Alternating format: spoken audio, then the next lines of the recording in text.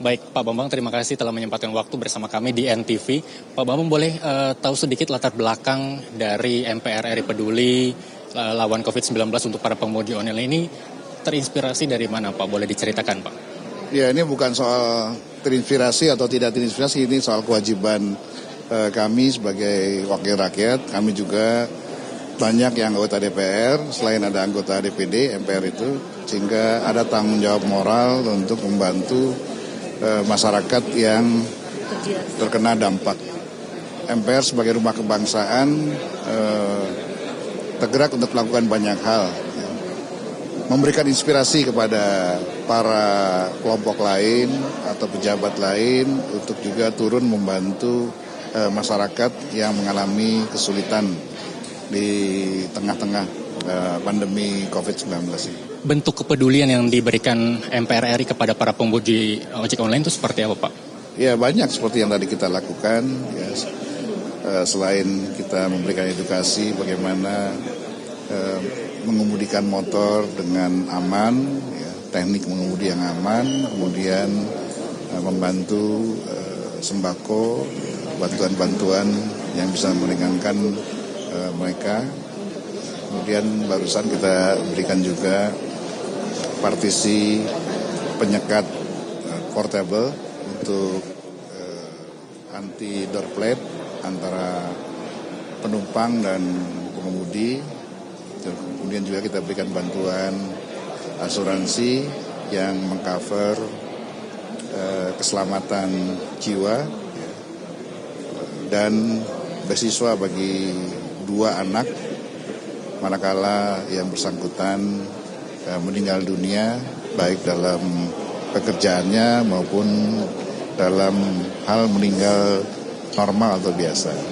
Meninggal normal mereka dapat 40 jutaan, kalau meninggal kecelakaan 70 jutaan, dan kalau kemudian sakit dirawat rumah sakit berapapun biayanya di cover oleh BPJS Ketenagakerjaan. Sampai miliaran pun pengemudi ini yang memiliki asuransi ditanggung.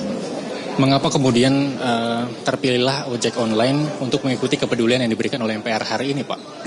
Ya, semua akan tiba saatnya. Sementara untuk langkah awal kita ojek online, karena kita juga peduli kepada para pengemudi taksi, bajai, dan lain-lain. Baik, pesan dari Anda sendiri sebagai Ketua MPR kepada mereka di tengah pandemi COVID-19 seperti apa? Ya, yang pertama, kita tidak punya pilihan apakah kita tetap di rumah untuk mementingkan kesehatan dan keselamatan atau kita bekerja untuk mempertahankan roda ekonomi. Pilihannya tidak ada, tidak dua-duanya, jadi harus dikombinasikan. Artinya kita tetap bisa bekerja tapi tetap disiplin menerapkan protokol kesehatan agar kita tidak menularkan orang lain atau kita tidak tertular orang lain dan membawanya penyakit itu ke rumah. Harapan dari Pak Bambang sendiri terhadap Indonesia, mungkin masyarakat Indonesia dalam memerangi pandemi COVID-19 ini, mengingat Indonesia kasus positif mencapai 51.000 lebih begitu. Keprihatinan masyarakat Indonesia juga terhadap pandemi COVID-19 seperti apa Anda melihatnya, Pak Bambang? Ya, harapan saya semua masyarakat paham dan sadar bahwa kita sedang menghadapi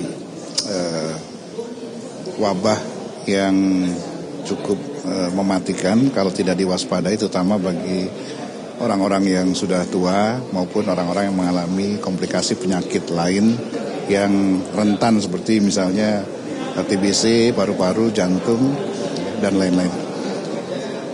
Sehingga pencegahan ini adalah hal yang utama. Pencegahan itu bisa dilakukan dengan protokol kesehatan, memakai masker, jaga jarak, dan sering-sering mencuci tangan. Saya kira itu pola gaya hidup baru yang harus kita lakukan saat ini maupun ke depan sampai virusnya itu ditemukan. Baik, terima kasih Pak Bambang, selamat melanjutkan aktivitasnya. Dan pemirsa, itu tadi pembicaraan saya bersama Ketua MPR Bambang Susatyo dalam event MPR Peduli melawan COVID-19 untuk para pengemudi ojek online.